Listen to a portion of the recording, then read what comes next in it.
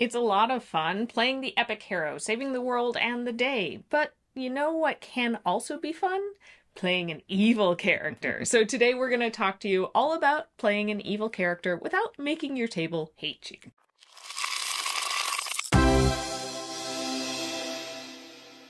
So to start out, what is it that makes a character evil? And we can go with the classic 9 alignment definition where evil is defined as someone who's willing to hurt and harm and kill others. And sometimes people have no compassion for others, no remorse for their deeds. Others do those things out of sport or out of some sort of duty to their deity or patron.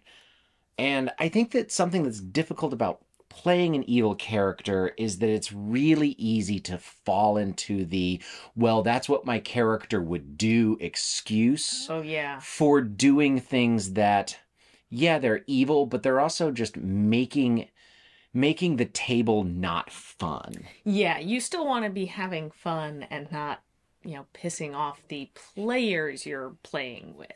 Yeah, absolutely. So, that idea of an evil character has the reasons for what they're doing, and a lot of times don't even think of themselves necessarily as being evil characters. But a lot of what we're going to talk about in playing an evil character also has to do with our videos where we talk about playing any kind of a good character, which is crafting a dynamic character that has reasons behind what they're doing. First, you need to have a reason why your character is working with the group. There are plenty of evil characters in media who have worked together. And when I was playing Shadowrun, arguably all of our characters were evil if you looked at the, 9 grid alignment category. But we were hired to do a job as a team, so we worked together. And hey, an evil character can help someone. Sure. They're just probably going to do so to gain a favor or because in helping that person, it also helps them rather than just helping them as an altruistic act. Yeah. And like I said earlier, I think a lot of the times the most interesting evil characters don't necessarily think that they're evil. Mm-hmm. They might be aware that they're doing bad things, but they don't think that they're doing the wrong thing. They have a reason for those actions, and they may even have their own set of morals. They might be really messed up reasons, and they are behaving some kind of code, like it's a personal code or something from their deities or the society that they're from. And a lot of the times, having that code, even if it's thought of as evil, helps you make your choices for the character as the player. So if we have a general idea of what is evil, let's take a look at the difference between law and chaos if we're looking at that axis of the charts. But before we do, I want to thank all of our patrons, especially Alicia. If you want to support our channel and pick up some cool perks along the way, you can head on over to patreon.com/rollforinitiative and check out the perks of being a patron. So let's start with lawful evil. Now, these characters absolutely have a code that they follow, and they're willing to harm just about anyone in order to follow that code. I think the character of the operative from Firefly Serenity, that's a really great example. That character did horrible things. He knew that they were evil things, but he was doing it, and it was justified because he was trying to make it a better world. All of them better worlds, I think is how he said it. Yeah. And so it was justified, and there was still a law, a code that he was following. Even Darth Vader, right? There's the Sith code. There's reasons for the behavior. With a lawful evil character, you can have an evil character that doesn't really like their code even, which would be really fun and interesting, but they're still beholden to that code. They're still forced to follow it for whatever reason.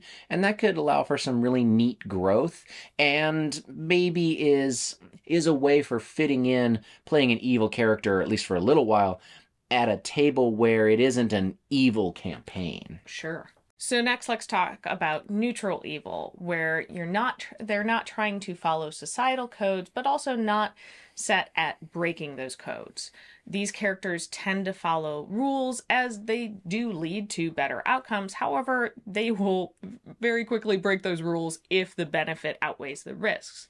Some examples in media are Yzma from Emperor's New Groove and Biff Tannen from Back to the Future. Yeah. Like, okay. yeah. And then possibly Bane as far as, a balance seeker. Yeah. Or what they were trying to do. Absolutely. Mm-hmm. And then there's chaotic evil. And I think that this is the hardest one to play. It often is played by that guy. And we've talked about that in our videos before, where really the kind of player that's attracted to this a lot of the time, not always, they're not trying to play chaotic evil. They're playing chaotic asshole. And that's not what the video is about.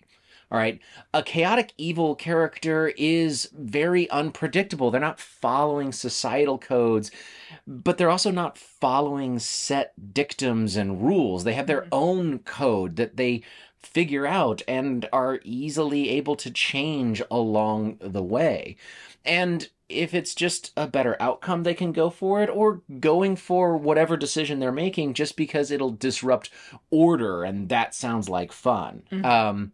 I think in media, you certainly have characters like the Joker, depending on the iteration. I don't need you in my comments with your dissertation, dude. Or Loki. I think Loki's actually a great example of a chaotic evil character, the way he's depicted in most of the movies. They work with others when it helps them get what they want in that moment. So also, even chaotic evil can be someone that works with everyone else at the table. I have to say, an evil character is not going to be a fit for every system, setting, campaign, or even table. Some games are just not going to lend themselves to playing an evil character, and sometimes an evil character would just be too disruptive to the group. Yeah. So if you are interested in playing an evil character, definitely talk to your game master, and I also have a conversation with your table. There might be adjustments that can be made to make it work, and some players may have very specific lines that you'll need to respect. And if you're interested in not just an evil character, but an entire evil campaign, we do have a video on that as well, so you can go check that one out. So have you played an evil character in a non-evil campaign, or with other characters at the table who aren't evil themselves? How did it work for you? Did they undergo a change throughout it? Was it difficult? Did it lead to problems? We'd love to hear how some of those things go down in the comments below. Thank you so much for watching this video, and we'll see you next time on Roll for Initiative. Bye.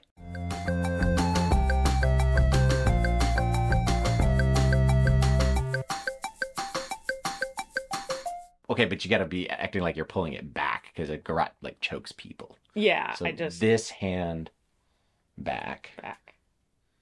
And this hand back further. Like that? Yes, so, yes. Here, let me hide the... And like I'm holding it. You can you can pull.